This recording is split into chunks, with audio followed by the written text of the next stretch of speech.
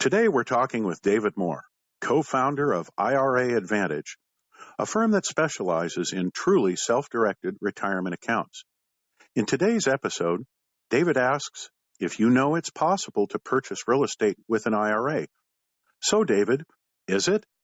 Yes, it is. It is possible to buy real estate with IRAs or 401k plans when you have a truly self-directed account. And that purchase can be made simply as by writing a check. In many instances, if you've got one of our Checkbook Advantage IRA accounts or our truly self-directed solo 401k plans. So, David, are there restrictions, though, on what kind of real estate you can buy?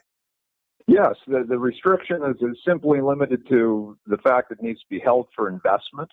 Rarely is the investment itself a problem. What causes problems is when you've got a transaction between or for the benefit of a disqualified party. So what I mean by that is you couldn't go buy a house for mom to live in or a kid to live in. You couldn't go buy a second home to go visit.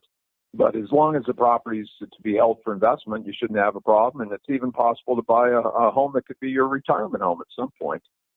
Fantastic. David, how does this approach compare to other so-called self-directed IRAs? Well, it's a great question. We like to sort of break it into what we would call a truly self-directed account. There's lots of self-directed IRAs out there, and the term actually is not something that's legally defined. In most instances, you're really just talking about moving the money from a custodian that does not allow you to buy what you'd like to one that does. And when we're talking about a different definition of self-directed, most of those accounts are defined by, well, we'll allow you to buy this stock or that, but they don't allow what we call a truly self-directed account, which is going to allow you to buy anything the law allows. Thank you, David. Listeners may call 503-619-0223 or can visit iraadvantage.com for more information.